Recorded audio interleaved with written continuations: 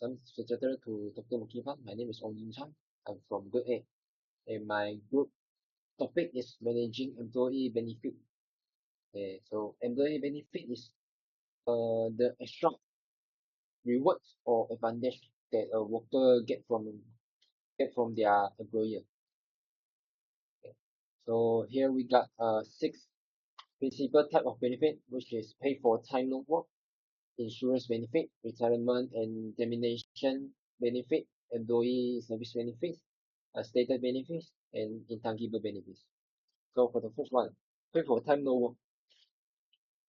The most basic benefit is employee don't work but still get paid, like annual leave, a big day, or medical leave.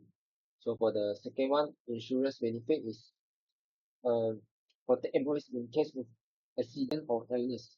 For example, like death in service benefit, personal accident insurance, or SOSO. SOSO is Social Security Organization, which is a Malaysian government agency under the Ministry of Human Resources. So for the next one is retirement and termination benefits, which is protection for employees when they leave the company. Like for example, is EPF. EPF is Employees Provident Fund. It's a mandatory saving and retirement plan designed to safeguard worker financial security post-retirement. And for the next one is employee service benefit, which is day-to-day life assistance and have many types such as staff purchase discount, free transport, or food service. And for the next is status benefit, which is exclusive perks for senior employees and management. And example for the status benefit is company car or personal driver. Okay, for the last one is intangible benefit, which is invisible but highly valuable because of they motivate employees in way that money cannot. For example, it's like give status power or work-life balance. Okay, so next is benefit practice. Practice varies according to market practice and employee status. So some industries are more generous with stance benefit, and one more is varies by seniority. Like the more senior the employee, the more benefit they receive. And many organizations today are moving toward providing fairly equal benefit across all levels of employees. And so companies also need to benchmark against what other organizations offer in order to stay competitive. So that's all for me. Thank you. Assalamualaikum warahmatullahi wabarakatuh. My name is AHMAD AL-HAZZIQ bin KAMARUDZAMAN. I'm from Group A. Today, our group will present about managing employer benefits. This is seat outline that our group will cover in this chapter. In this chapter, I will cover about role of benefit and criteria of benefit. On role of benefit, we have 3 perspectives. First, society. Second, organization, and third, employer. We will start about society perspective. Okay, in society perspective, they think government ensure employer help solve social problems and provide security to employer. For the example, like EPF, retrenchment, day of benefit, and so. Society perspective, because the federal tax deduction encourage employer to provide non-compulsory benefit like medical, insurance, hospitalization, and housing loan. The main of this society perspective is to share the nation burdens of caring for citizens in case of ill health, death, or retirement with employer. Second perspective by the organization. From organization perspective, they need to provide competitive benefit to recruit and retain employer from the labor market. This benefit help reduce employers' worry about rising costs and uncertain future. This will allowing them to be concentrate and will be more productive. From the organization perspective, they ensure employers will rested and reduce fatigue. This organization must align the benefit with market practice to meet business needs and control cost effectively. Okay, the last perspective is from employers. Main objective for employers are to lower costs and receive tax benefit. They will be free for inflation because once benefit is given, it is difficult to withdraw, even when high inflation makes a benefit very costly. Organization is expected to still provide it. Okay, I will continue about cafeteria benefit. Cafeteria benefit also we call flexible benefit. Definition and concept about this benefit is a modern trend in developed country offering a variable fringe benefit program. Employer receive a benefit account with a fixed amount. Workers can self-select specific benefit from a list provided by the company based on their needs. Benefit also have a advantage and disadvantage. So we will start about the advantage about this benefit. The advantage is no wastage. It means eliminate spending on unwanted or unused benefit. The highest expectation about this advantage, employer values more company because the benefit match their lifestyle. This disadvantage from this benefit is high administration cost. It means complex and time consuming for their HR department to manage different selection for every employer. So that's all for me. My friend will continue the next outline. Thank you very much and Assalamualaikum.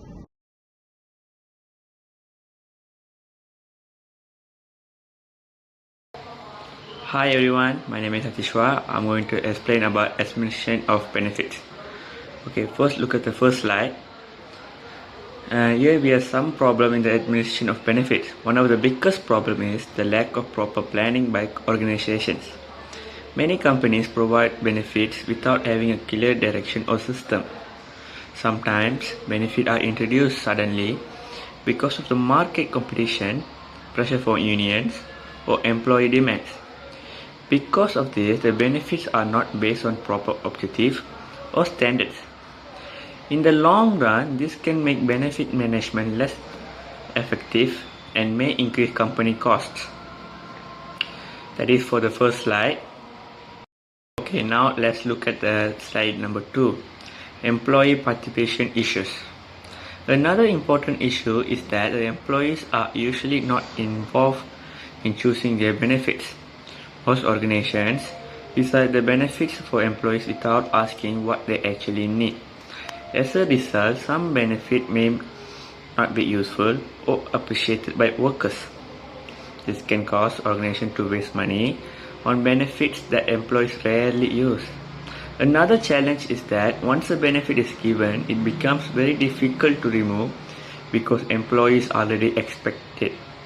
So even if the benefit is no longer suitable, the organization may still need to continue providing it. That is for the second slide. Okay, let's move on to the third slide, which is communication problems. This problem is poor communication about employee benefits. In many organizations, employees are not fully informed about the benefit available to them. Some companies believe that if employees do not know about certain benefits, the company can save money. However, this idea is usually wrong. When employees are unaware of the benefit provided, they may feel unsatisfied and think the organization is not supporting them enough. This may lead employees to request additional benefits, causing the organization to spend even more money in the long run. That is for the third slide.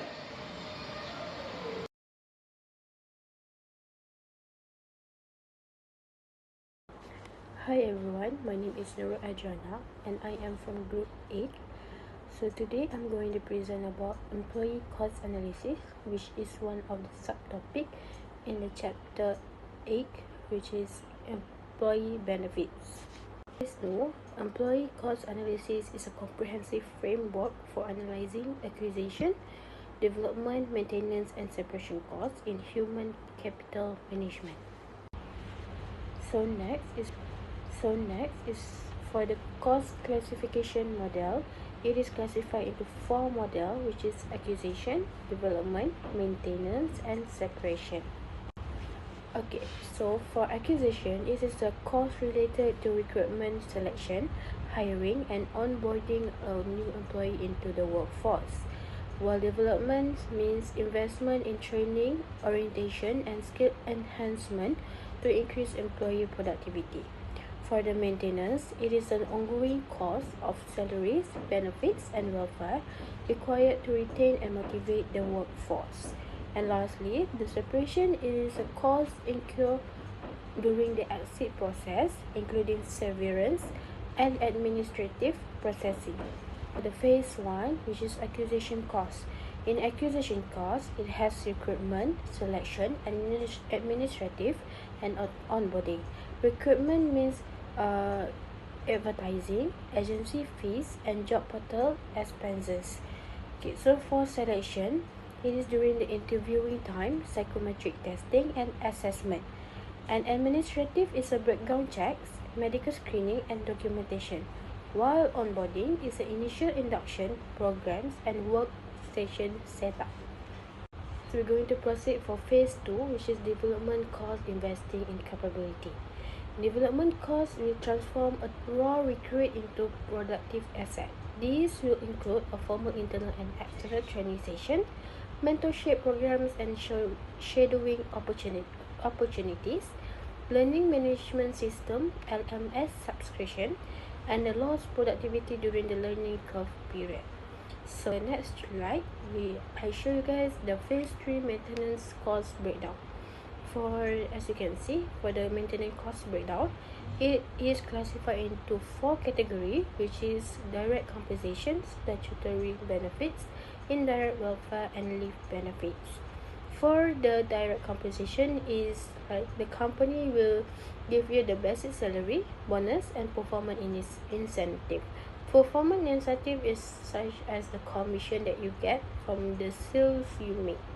Okay, next, the type for this cost is cash based. The second category is statutory benefit. Statutory benefit is like provident fund, social security, and pension. Okay, it is the mandatory. And indirect welfare, a company will give you medical insurance, canteen services, and uniform. For medical insurance, some company will give their employee this insurance, but some company will not provide it. Okay, so next, the leave benefit. The leave benefit is normally provided in every job in every company lah, such as the benefit is paid annual leave, sick leave, and maternity pay, and it is the time-based type. Next, for the next slide, we have MLF. Okay, MLF is stand for maintenance loading factor, which is represent the total cost of employee benefits and support services expressed as a percentage of the basic salary.